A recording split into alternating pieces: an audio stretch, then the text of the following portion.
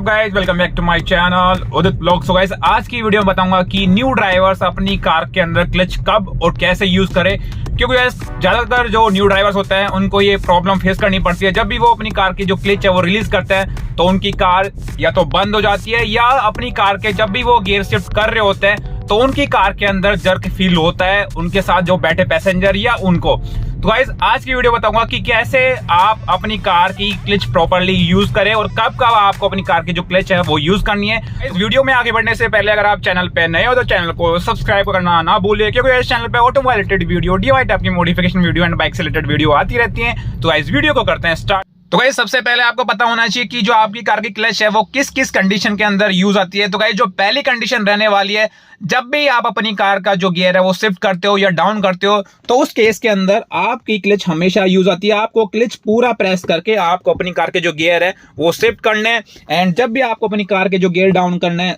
तब भी आपको अपनी कार की जो क्लच है पूरी प्रेस करके अपनी कार के जो गियर है वो डाउन करने हैं। एंड गाइस दूसरी कंडीशन, जब भी आप अपनी कार किसी नॉर्मल टर्न के ऊपर निकाल रहे हो, मतलब कोई शार्प टर्न नहीं है, 90 डिग्री का टर्न नहीं है, बिल्कुल नॉर्मल सा टर्न है, उस कंडीशन के अंदर भी आप अपनी कार की जो क्लच है वो यूज करके आप अपनी कार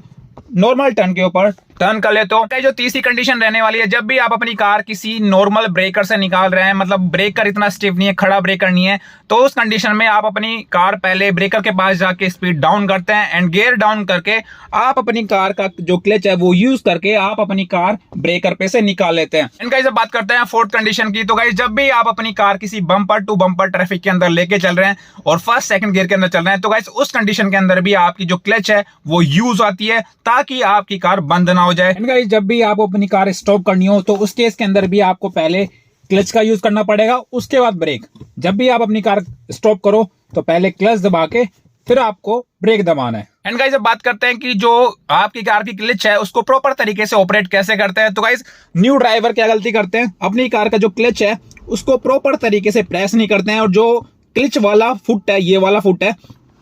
उसको प्रॉपर तरीके से यूज नहीं करते हैं। वो कुछ इस तरीके से यूज करते हैं, जब भी उनको अपनी कार का जो क्लच है वो यूज करना होता है तो अपनी कार का जो क्लच है कुछ इस तरीके से प्रेस करते हैं। मतलब ये वाली फुट की जो एडी होती है साइड फुट की, वो टच नहीं होती नीचे की तरफ, वो हमेशा हवा में रहती है, और जब भी उनको प्रेस करना होता है क्लच वो इस तरीके से प्रेस करते हैं, तो काफी बार उनकी क्लच अच्छे से प्रेस नहीं हो पाती है। तो गाइज जो प्रॉपर तरीका रहने वाला है क्लच यूज करने का और ऑपरेट करने का, तो गाइज जो ये लेफ्ट वाला फुट है आपका,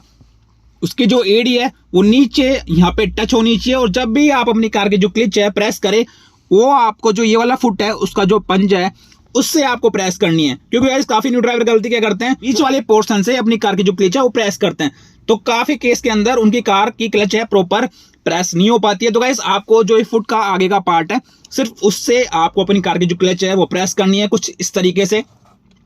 तो गाइस जब भी आप अपनी कार की जो क्लच है प्रेस करो तो आपकी जो फुट की एडी है वो टच होते हुए साथ में क्लच के साथ मूवमेंट करेगी, एंड जब भी आप अपनी कार की जो क्लच है वापस से रिलीज करोगे, छोड़ोगे, तो आपकी जो एडी है वो फिक्स हो जाएगी, और जो आपका आगे का फुट का जो पंज है वो धीरे धीरे मूव होगा और एडी वहीं पे फिक्स रहेगी।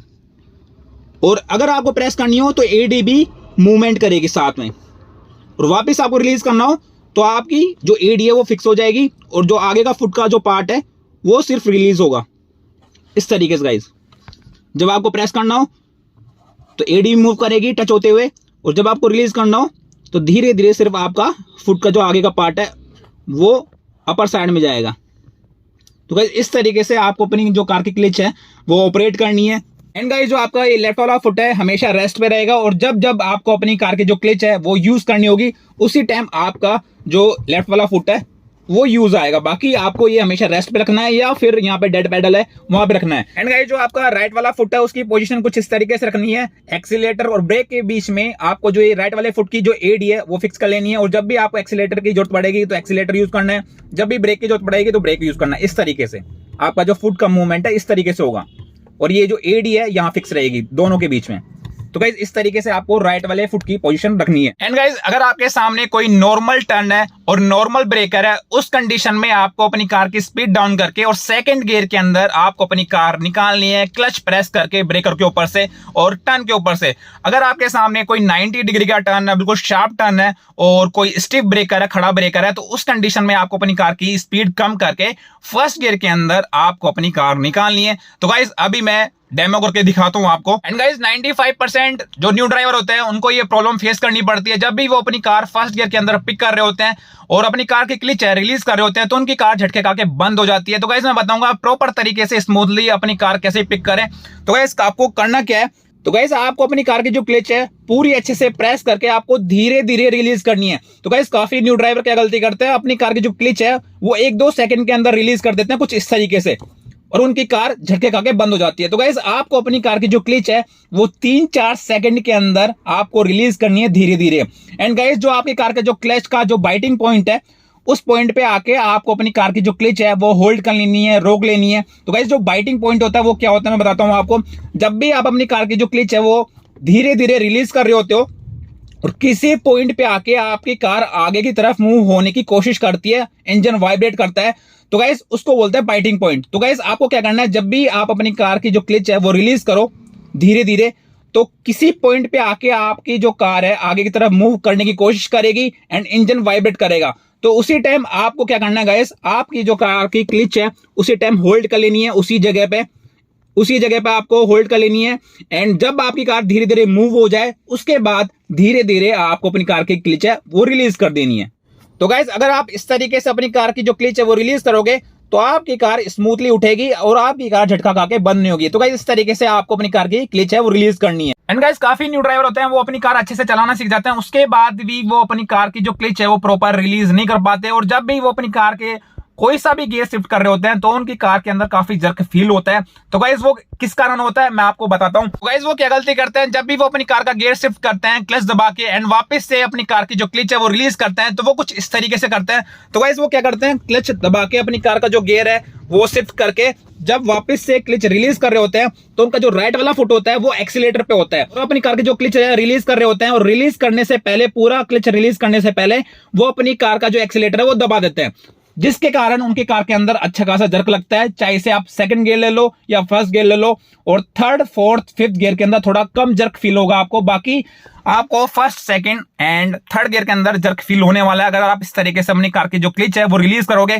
तो गाइस आपको प्रॉपर तरीके से जो क्लच रिलीज करना है वो इस तरीके से करना है। सपोज करो आपको अपनी कार फर्स्ट गियर से उठानी है तो गाइस आपको क्या करना है, आपको अपनी कार की जो क्लच है अच्छे से प्रेस करके आपको अपनी कार डाल देनी है फर्स्ट गियर में। एंड गाइस अगर आप किसी स्टेबल रोड से अपनी कार उठा रहे हो, पिक कर रहे हो तो उस केस के अंदर आपको एक्सीलेटर देने की जरूरत नहीं है। अगर आप किसी चढ़ाई में से अपनी कार पिक कर रहे हो तो उस कंडीशन में आपको थोड़ा सा एक्सीलेटर देने की जरूरत पड़ेगी। तो गाइस आपको करना है धीरे धीरे आपकी कार की जो क्लच है वो रिलीज करनी है एंड बाइटिंग पॉइंट पे आके आपको अपनी कार की जो क्लच है रोक लेनी नहीं है। मतलब जब भी आप अपनी कार की क्लच रिलीज करोगे धीरे धीरे तो कोई पॉइंट पे आके आपकी कार आगे की तरफ मूव करने की कोशिश करेगी और इंजन वाइब्रेट करेगा। तो गाइस उस पॉइंट पे आके आपको अपनी कार की जो क्लच है वो होल्ड कर लेनी है, रोक लेनी है एक जगह। एंड जब आपकी कार अच्छे से मूव करने लग जाए उसके बाद आपको अपनी कार की जो क्लच है वो पूरी रिलीज कर देनी है। एंड गाइस उसके बाद आपकी कार अच्छे से मूवमेंट में आ जाती है और आपको सेकंड गियर की नीड है। तो गाइस आपको क्या करना है, अपनी कार की जो क्लच है वो अच्छे से प्रेस करके आपको अपनी कार सेकंड गियर में डाल देनी है एंड आपको अपनी कार की जो क्लच है वो धीरे धीरे रिलीज करनी है।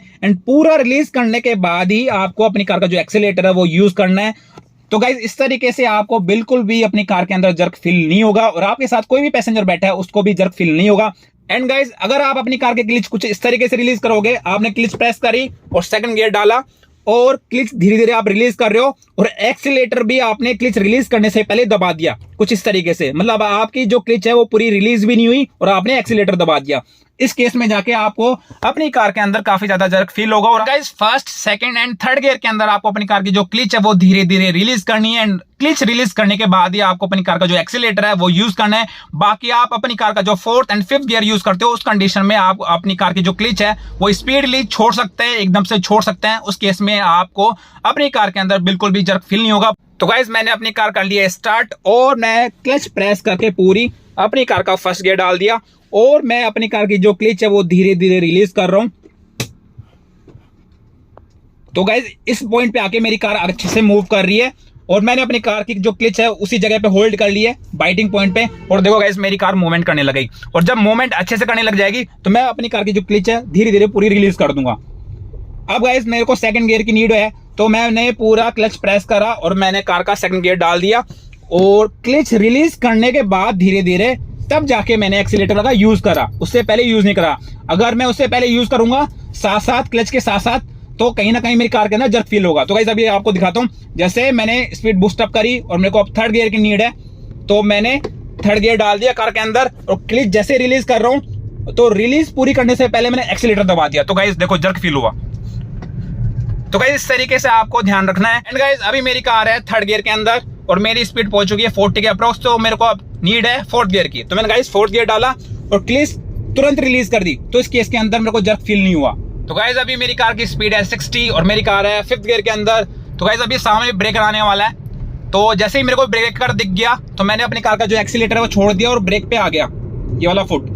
और धीरे धीरे मैं ब्रेक अप्लाई कर रहा हूँ। जैसे ही मेरी कार ब्रेकर के पास पहुंची और जो स्पीड मेरी कार की हो चुकी है उसके अकॉर्डिंग मैं गियर डाल दूंगा और मैंने क्लच प्रेस करके अपनी कार का जो ब्रेकर है वो पार कर लिया। एंड गाइस अभी मेरे सामने कट है, वहां से मैं यू टर्न लेने वाला हूँ और मेरी कार की स्पीड है 60 के अप्रोक्स और मेरी कार है फिफ्थ गियर में। तो गाइस मैं क्या करूंगा, जैसे ही मेरी कार कट के पास पहुंचने लगेगी उससे थोड़ा पहले ही मैं कार का इंडिकेटर दे दूंगा राइट हैंड साइड का और ORV में देखते हुए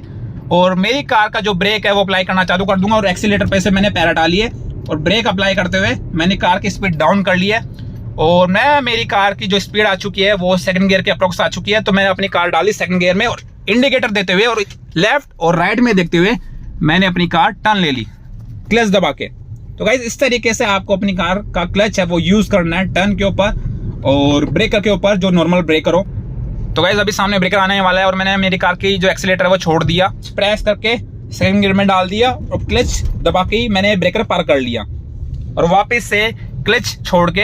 अपनी कार का एक्सीलेटर यूज करके अपनी कार की स्पीड बूस्ट अप कर ली और कार डाल दी थर्ड गियर में। वापस सामने ब्रेकर आ गया मेरे और ब्रेकर नॉर्मल से ब्रेकर है और मैं मेरी कार का जो ब्रेक यूज करके मेरी कार की स्पीड कम कर ली और सेकंड गियर में डाल के और क्लच प्रेस करके मैंने अपनी कार का सामने जो ब्रेकर था वो पार कर लिया और पार करते ही मैंने अपनी कार का एक्सीलेटर यूज करके अपनी कार की जो स्पीड है बूस्ट अप कर ली और कार डाल दी थर्ड गियर में स्पीड के अकॉर्डिंग।